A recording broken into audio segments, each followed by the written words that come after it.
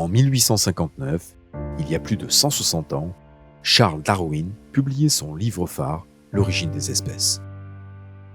Cet ouvrage, accessible au grand public et pas uniquement aux spécialistes, eut un retentissement énorme et fit l'objet d'intenses débats.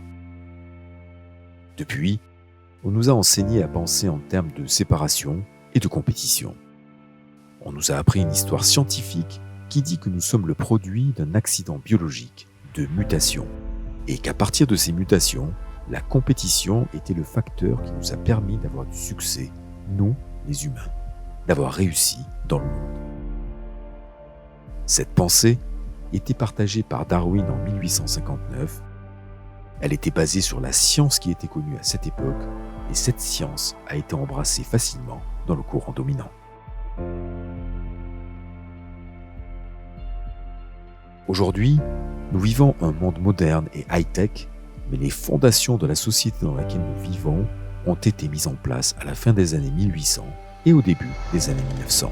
Précisément au moment où Darwin est sorti avec ses théories et précisément au moment où la société a adopté ces théories. L'idée de la survie du plus fort, cette idée est la fondation du système économique qui dirige les économies du monde aujourd'hui. C'est le fondement du système corporatif. C'est le fondement de la façon dont nous avons appris à vivre nos vies. Et je pense que la plupart d'entre nous, si nous pouvons nous souvenir de nos années d'école, à un moment donné, on nous a appris la loi du plus fort. Que c'est un monde où seuls les plus forts y arrivent.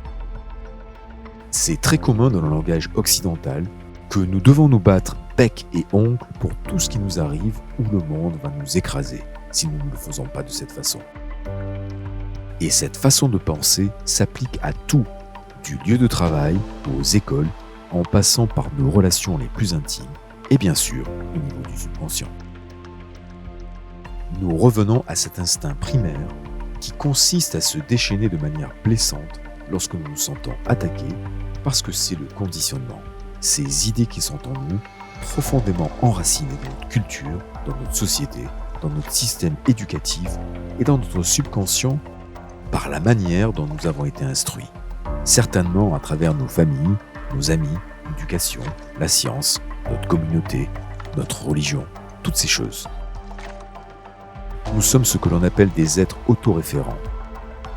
Ce que cela signifie, c'est que nous avons tendance à articuler nos sens et notre sens personnel du bien-être sur ce qui se passe dans le monde qui nous entoure. Par exemple, si vous regardez les médias et que vous entendez ou lisez que les marchés boursiers mondiaux s'effondrent et qu'une récession est imminente, ou si vous entendez qu'une guerre se prépare, vous pouvez avoir une journée parfaite, mais lorsque vous entendez ces choses, vous commencez à vous sentir moins heureux de votre journée.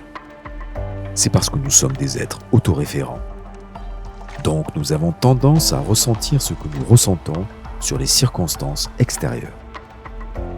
Mais au plus nous nous connaissons, au moins nous avons peur du changement dans le monde, au moins nous craignons les autres personnes, et c'est important. C'est particulièrement critique en ce moment parce que nous vivons en moments rares et précieux.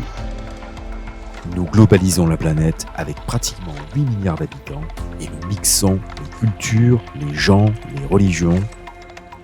On nous a appris à penser en termes de séparation et de compétition et cette divergence se manifeste à un niveau global. Regardez ce qui se passe dans le monde et c'est là que c'est dangereux.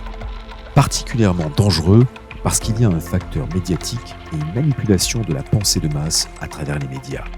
Et toutes ces personnes qui n'ont pas encore découvert qui elles sont vraiment sont très sensibles à ce que les médias leur disent. Si vous ne savez pas qui vous êtes, et votre sentiment de bien-être dépend de ce que vous entendez sur le monde, pas de votre propre expérience, mais de ce que vous entendez des gens, des médias, de votre médecin. Si votre sentiment de bien-être dépend de ce qu'ils vous disent sur le monde, sans tenir compte de ce que vous vivez, vous allez commencer à vous sentir mal. Et s'ils vous disent de juger les autres personnes, vous allez juger les autres personnes. Et ce phénomène est aujourd'hui global. On nous a appris à nous craindre les uns les autres parce que nous sommes différents. Nous nous mondialisons et tentons de nous unifier, Mais on a appris aux chrétiens à craindre les musulmans. Les noirs et les blancs se craignent les uns les autres. Les hétéros et les homos se craignent les uns les autres. Pas à cause de ce qu'ils ont appris dans leur propre vie, dans leur propre expérience, mais à cause de ce qu'on leur a dit sur l'autre.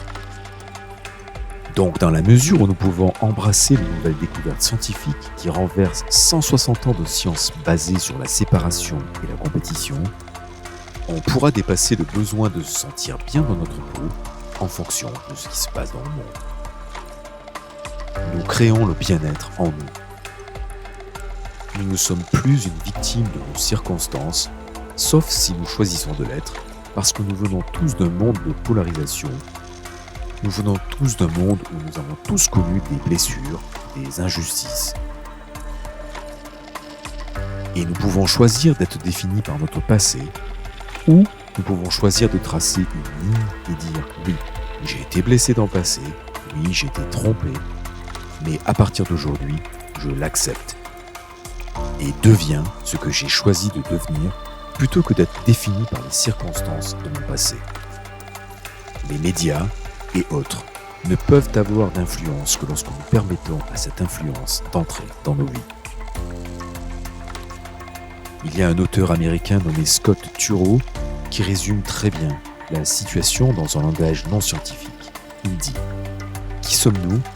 Mais les histoires que nous nous racontons sur nous-mêmes et sur ce que nous croyons. » Donc ce n'est pas seulement ce qu'on se dit, ce n'est pas seulement ce que notre culture, notre école et nos amis, notre famille, la société nous disent, c'est ce que nous croyons réellement. Qui sommes-nous ? À part les histoires que nous nous racontons sur nous-mêmes.